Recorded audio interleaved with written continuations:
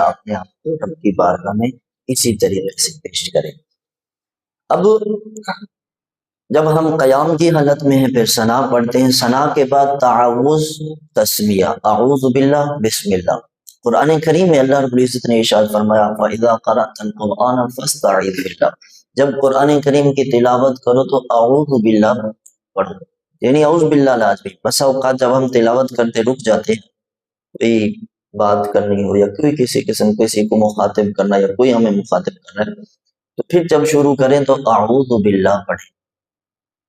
بسم اللہ سورت شروع کرتے وقت پڑھی جاتی ہے۔ جب ہم سورہ فاتحہ سورت ہے قرآن کریم، تو جب وہ شروع کریں پھر بسم اللہ بھی پڑھ رہے ہیں۔ اس کے بعد سورہ فاتحہ شریف شروع کی جاتی ہے۔ جب بندہ آپ اکیلے نماز پڑھ رہے ہو، سورہ فاتحہ ایک واجب ہے ہر بندے پر، اکیلے نماز پڑھنے والے پر۔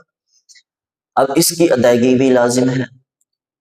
الحمد للہ رب العالمین، الحمد کی الف سے لے کر ولضالین کی نون تک ایک ایک حرف زبر زیر کے ساتھ مکمل صحیح طریقے ادا کرنا یہ واجب ہے۔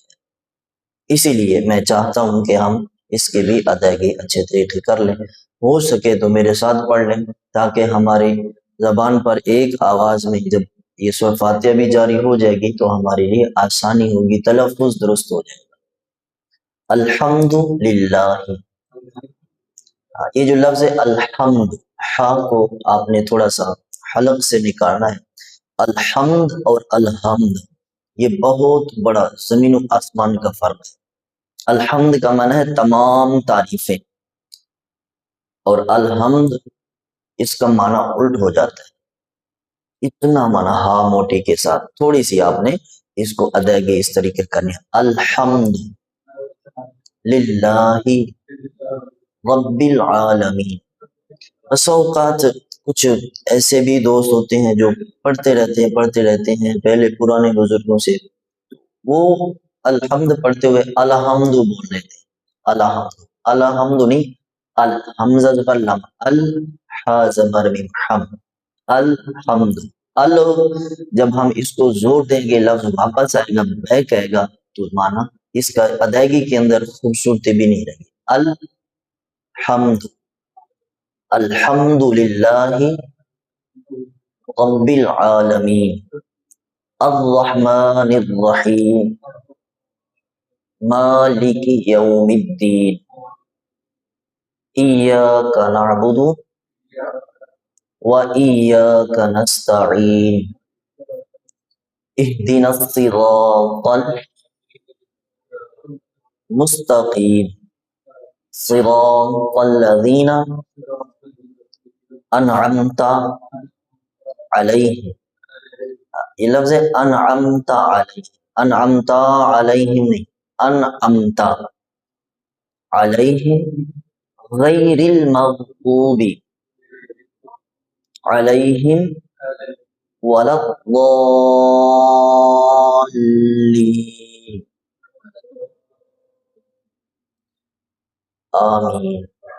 آمین جو ہے یہ سورہ فاتحہ کے بعد پڑھنا یہ سنت ہے۔ نبی صلی اللہ علیہ وآلہ وسلم نے ارشاد فرمایا جب آپ سورہ فاتحہ مکمل کرو اس کے بعد جب یا امام سے سنو تو آمین یوں کہو کہ آپ کی فرشتوں کی آمین مطابقت کر جائے اور اللہ تعالیٰ جل مجدہ سے یہ کی ہوئی دعا قبول ہو جائے۔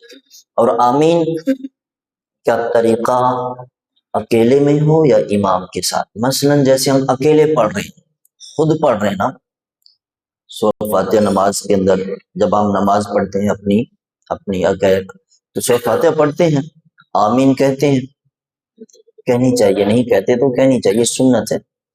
اب جب ہم خود اپنے آپ خود پڑھتے ہوئے آمین اس طرح کہتے ہیں کہ فرشتوں کے ساتھ مطابقت ہو جائے اور ایسا آواز میں دوسرے کو پتہ نہیں چلتا، اسی طرح جب ہم جماعت کے ساتھ پڑھ رہے ہیں اس وقت بھی آمین ایسا آواز میں کہنی چاہیے۔ قرآن کریم کے اندر سورۃ الاعراف میں اللہ رب العزت نے ارشاد فرمایا ادعوا ربکم تضرعا وخفیا، کہ اپنے رب کو پکارو عاجزی کے ساتھ، گڑ گڑاتے ہوئے، آہستگی کے ساتھ۔ اب اسی کے اندر یہی لکھا مفسرین نے کہ یہی ہے کہ نماز کے اندر جب آپ آمین کہو، حدیث مبارکہ بھی یہی ہے، جس کا معنی مفہوم یہ ہے کہ جیسے فرشتوں کی آمین ہمیں سنائی نہیں دیتی، اسی طرح آپ کی بھی آواز بلند نہ ہو۔ نبی صلی اللہ علیہ وسلم نے ایک موقع پر جب کہیں جنگ کے موقع پر تشریف لے جا رہے تھے تو وہاں نماز ہوئی، بلند آواز سے اسی طرح آواز نکلی، نبی صلی اللہ علیہ وسلم نے ارشاد فرمایا تم کسی عام گونگے بہرے کو نہیں سنا رہے، تم اس مالک و خالق کو سنا رہے ہو جو دلوں کے احوال کی جانتا ہے، تو لہذا اپنی آوازوں کو پست رکھا کرو۔ اللہ رب العالمین ہمیں عمل کی توفیق عطا فرمائے۔